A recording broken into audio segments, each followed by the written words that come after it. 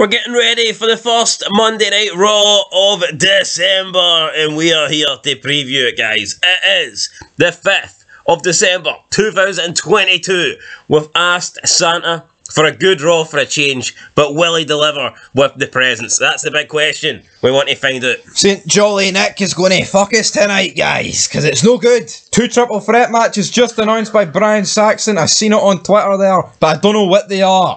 That doesn't fill me with much confidence, but let's talk about what we do know. What is happening tonight on Raw? And I can tell you what's going to happen tonight on Raw. A bunch of shit promos, a bunch of boring promos, about 3 or 4 long 20-minute matches that run through about 3 or 4 commercial breaks. Basically, that is what you're guaranteed. But WWE has announced that there will be tag team titles on the line. It will be the USO'S defending against Elias and Matt Riddle. And I give Elias and Matt Riddle absolute zero chance of winning this match. No chance. They've completely forgot what to do with Riddle since Orton got injured. Scott Steiner could cut 10 million math promos, and I don't think he'd get the percentage of Elias and Matt Riddle winning this match above 0.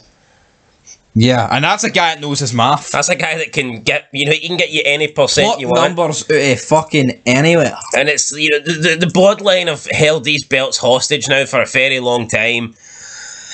And it's just, WWE's not enjoyable. I'm not saying having title matches where you believe the title can change hands will make the show good. I'm not saying that, but it hampers the show when you've literally had the tag titles out of commission for like a year and a half.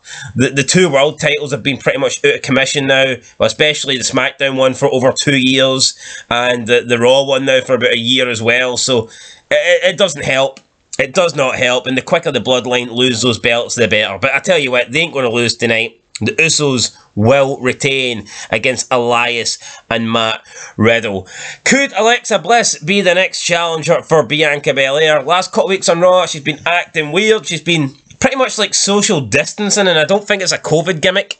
I think it's more along the lines of she just doesn't want to be stuck in this trio anymore, and I can't blame her. Her, Asuka, and Bianca Belair. Have you ever seen 3 like bigger misfits in your life? Nope. Absolutely horrendous. I mean, people are talking about, oh, she just doesn't want to be in the company anymore. It's clearly not that. Because see, as soon as she'd done that once, Triple H would have pulled her out. Yeah, I'm pretty sure they're trying to do something with Bray Wyatt. We keep seeing the Bray Wyatt thing. But the problem for me with Bray Wyatt is, I mean, his story, whatever they're going with, they are doing it at like 1 mile per hour. So we're getting nowhere. The guy's been back over 2 months now, and we are literally, we're nowhere. We're literally nowhere further than we were when he first came back.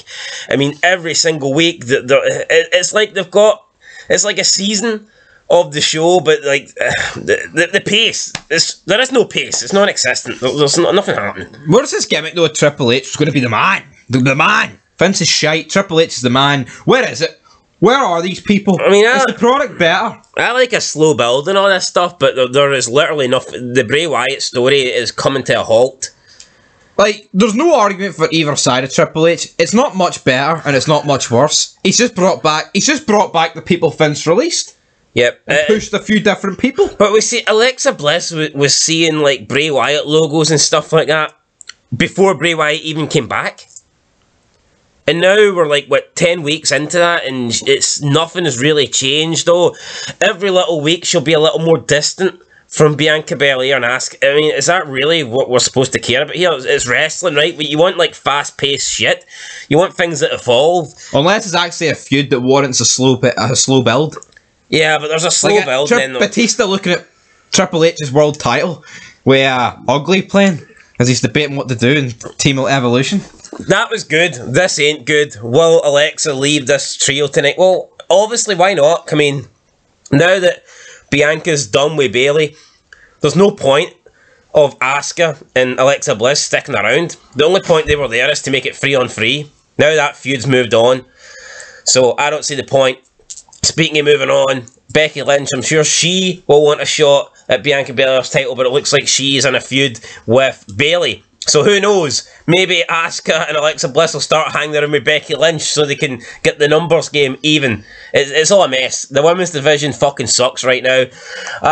WWE have announced that WWE Hall of Famer JBL will host a high-stakes invitational poker tournament tonight with Baron Corbin and others. Now, back in the day, a poker tournament with JBL, it would have been fucking great. And I'll tell you why. You would have had JBL sitting there with Ron Simmons, with Farouk. They would have been puffing the cigars. There would have been like 24 packs of Budweiser everywhere. You would have had comedic characters that were actually funny, like your Tajiris, your William Regals, your Christians, people that would actually make you laugh. You ain't going to get that. You're not going to get that in 2022. You'll get an R-Truth that hasn't been funny in 10 years, and a Tozawa that ain't funny, but he can't speak English, so apparently that's great television. A poker tournament tonight doesn't... I mean, what they go a poker tournament where they're sipping lemonade? I know, literally. I mean, back in the day, you had their office where it's just a wee fucking door, and you walk in, man, and you get lung cancer because they're smoking all these massive fucking Cuban cigars. But what are you going to get now?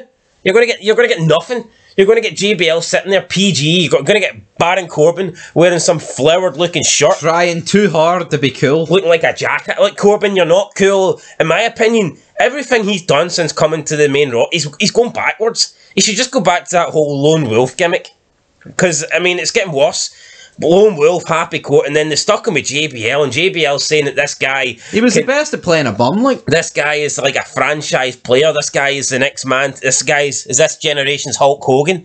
And it's just it's a flat-out lie. Hulk Hogan did not feud with Akira Tozawa. It's a flat-out lie, right? I mean, Baron Corbin, I'm not saying he's not good enough to be in the company. He is, but he's not a generational talent like JBL claims that he is, and JBL can say it as much as he wants, but we all know he's not. And that's pretty much it. That's all we've got announced for tonight. Also on SmackDown, Kofi Kingston declared his spot in the Men's Royal Rumble. So will we get to see a first Raw superstar declare their spot tonight? I don't like it. I like back in the day when you actually had to win a match to get in the Royal Rumble. Nowadays, people just say, I'm entering the Royal Rumble. But what if 31 people say I'm entering the Royal Rumble? What if a main event guy, like a Bobby Lashley, what if he doesn't get to say, I'm declaring my spot in the Royal Rumble? What if 30 bums say it first? What if Tozawa is the 30th man and he gets to say, I'm entering the Royal Rumble before Bobby Lashley? Does that mean Bobby Lashley doesn't get to enter it?